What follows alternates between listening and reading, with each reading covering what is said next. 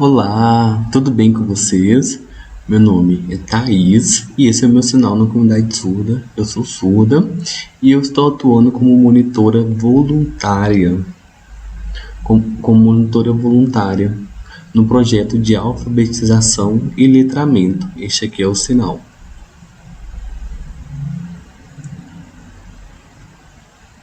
Este é o sinal, alfabetização e letramento. Hoje eu vim aqui apresentar para vocês uma temática muito importante. A gente vai discutir, a gente vai estudar o processo histórico de ensino de surdos. Vocês vão perceber principalmente as 3 propostas metodológicas que foram desenvolvidas. Então, nosso foco vai ser desencadear uma discussão voltada para esse aspecto histórico, entendendo como se deu o processo de ensino de surdos. Então, às vezes as pessoas acham, por exemplo, que não existiria uma história de educação de surdos, mas isso existe. A gente vai entender que o surdo ele sempre esteve presente em diferentes sociedades. O que modifica é a forma como essa sociedade compreende a surdez. A surdez ela sempre existiu. As pessoas surdas sempre existiram. O que a gente vai ter é uma diferenciação se essa sociedade aceita ou ela não aceita a pessoa surda. Então, por exemplo, sociedades que excluíam, tratavam a pessoa surda com preconceito.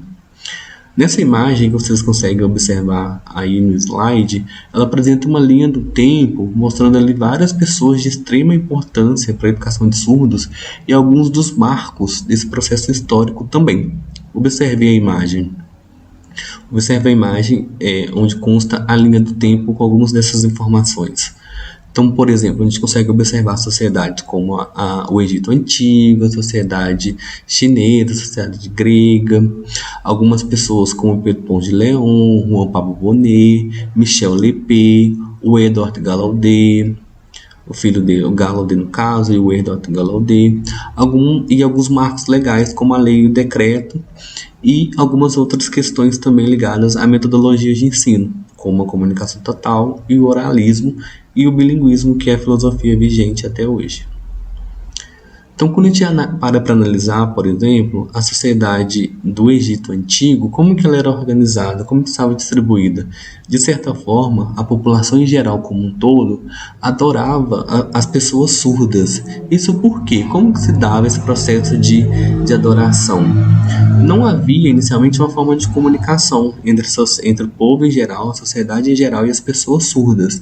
Então a sociedade acreditava que os surdos estabeleciam um contato, uma forma de comunicação com os deuses. Por isso, por essa questão, os surdos eram adorados nesse período histórico. Quando paramos para analisar a China antiga, por exemplo, os surdos eles não eram aceitos nessa sociedade. Eles eram sacrificados e mortos, por exemplo. Eles tinham uma vida muito sofrida nesse período, infelizmente. Quando analisamos também a comunidade grega, é importante a gente entender que nessa sociedade algumas pessoas ocupavam um papel de privilégio, como os filósofos, por exemplo. Um desses filósofos é o Aristóteles, esse aqui é o sinal. E o Aristóteles ele acreditava na seguinte crença. Ele pensava que nós humanos possuímos pensamento e memória e conseguimos expressar esse pensamento, externá-lo através da língua, através da linguagem. Então ele pensava o seguinte: como o surdo ele não tinha uma forma de expressar esse pensamento, consequentemente o surdo não era humano. Então o surdo não era classificado como humano, uma vez que ele era visto, pensado como incompleto por não conseguir expressar o seu pensamento. Então ele não tinha ali, por exemplo, o pensamento e a linguagem, e isso levava à exclusão social, por exemplo. Já na sociedade romana, como que se dava a situação do surdo? O surdo ele era desprovido de direitos. Então, por exemplo, ele não poderia se casar, ele não poderia estudar, ele não poderia, por exemplo, receber a herança da família. Todos esses direitos eram negados ao surdo. Então, a sociedade romana ela entendia o quê? Que o surdo também não possuía alma. já que tratava-se de uma sociedade pautada no cristianismo. E o cristianismo entendia que nós, humanos, expressamos nossos pecados, confessamos nossos pecados através da língua oral. Então, o surdo era uma pessoa repleta de pecados. Quando paramos para analisar a Idade Média, vamos entender que existia nesse período uma relação muito forte entre as igrejas católicas, entre a Igreja Católica, a instituição católica como um todo, e as famílias de nobre, as famílias de príncipes, de reis, por exemplo, vai existir essa relação muito forte. E no caso das famílias de nobres, era comum, por exemplo, o casamento entre membros familiares. Então, por isso, nesse contexto familiar, era comum casos de pessoas, de crianças que nasciam com surdez. Então, por causa disso, essas famílias de nobres reivindicavam a Igreja Católica, que a Igreja Católica desenvolvesse propostas para apoiar o desenvolvimento dessas crianças surdas. E aí, a partir desse contexto, a gente tem o início do processo de escolarização das pessoas surdas, inicialmente voltado para surdos somente da nobreza. Somente esses surdos da nobreza tinham acesso a essas práticas. Essas práticas inicialmente se pautavam ali na leitura, na escrita, em prática de oralização. Será justamente a partir dessa articulação, a partir dessa relação entre as famílias de nobres e a Igreja Católica, será justamente a partir dessa relação que vamos observar o processo de iniciação da escolarização das pessoas surdas, principalmente a partir dessa articulação no contexto europeu. Então a gente começa a observar a presença de alguns educadores, por exemplo, vamos ter a presença do professor Pedro Pons de Leon, que vai ser o responsável por iniciar o processo de educação de surdos, considerando 3 coisas: a leitura, a escrita e o estudo da filosofia. Ainda no contexto europeu, podemos observar também a atuação do educador Juan Bonet. Esse educador ele realizou em 1620 a publicação de um exemplar de uma obra metodológica onde ele apresentava a datilologia com essa função metodológica no ensino de surdos, a datilologia associada à oralização e ao uso de gestos. Essa foi a metodologia proposta pelo autor. Analisando ainda o contexto europeu, podemos observar na Alemanha a atuação também de um médico chamado Samuel. E como que era essa proposta desse médico, essa proposta de ensino? Era uma proposta pautada na obrigatoriedade da oralização, porque o Samuel ele acreditava na seguinte questão, que primeiro o surdo ele deveria oralizar para que depois ele tivesse uma participação social e fosse socialmente incluído. Essa proposta educacional voltava-se especificamente para surdos da nobreza. Essa proposta de oralização ela vai perdurar muitos anos e também será disseminada por diferentes regiões do mundo, infelizmente. Na França, vamos observar também a atuação do professor Michel Charles Lepé, e ele é reconhecido como ele é um educador de extrema importância na educação de surdos, porque ele era favorável ao uso da língua de sinais no processo de escolarização. Ele acreditava que a educação de surdos deveria pautar-se na sinalização e não na oralização. Então, por isso, o Michel Lepé ele é reconhecido atualmente como o pai da educação de surdos, por justamente propor ter essa proposta metodológica e ser o responsável também pela abertura de diferentes instituições na França voltada para a educação de surdos gratuita e em língua de sinais, a exemplo do Instituto de Surdos, de Jovens Surdos de Paris. Se pararmos para estabelecer uma relação comparativa entre a proposta metodológica desenvolvida na Alemanha, a da oralização, e também a proposta metodológica implementada na França a favor da língua de sinais, as duas são propostas completamente distintas, uma vez que a proposta da oralização voltava-se especificamente para surdos da nobreza, enquanto a proposta francesa era gratuita e favorável também ao uso da língua de sinais, prezando ali pela abertura de diferentes escolas e instituições voltadas para a educação de surdos. No contexto europeu, vamos observar que quando analisamos a educação de surdos, havia ali duas propostas, uma a favor da oralização e uma outra a favor da língua de sinais. Não tínhamos ali um padrão. Então vai acontecer no ano de 1880, na cidade de Milão, na Itália, onde diferentes professores, familiares vão se reunir para se discutir e pensar a educação de surdos, no que ficou conhecido como o Congresso de Milão. Nesse espaço, nesse momento, houve ali a participação de pessoas a favor da língua de sinais, de pessoas a favor da oralização, surdos oralizados se apresentaram, surdos sinalizantes se apresentaram, estão mostrando os pontos fortes e pontos fracos dessas duas propostas metodológicas, e houve ali uma discussão de qual seria a melhor abordagem.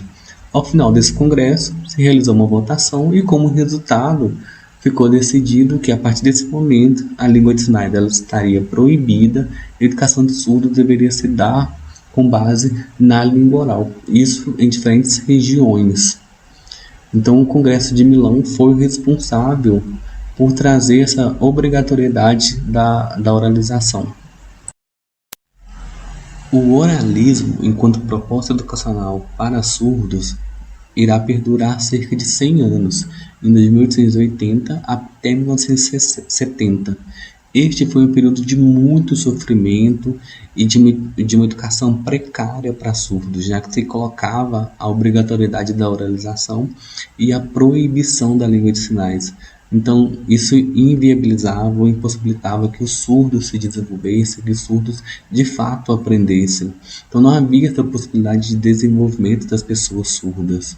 Então, observado esse fracasso, esse desgaste com a oralização, a proposta metodológica foi alterada. A proposta metodológica da comunicação total, ela preza pelo uso de várias estratégias no processo de educação de surdos, a exemplo da oralização, da sinalização, da gesticulação, de desenhos, de escrita. Vários recursos eram permitidos, já que se tinha como objetivo essa ampliação da comunicação entre surdos e ouvintes. Por isso, os diferentes recursos eram permitidos.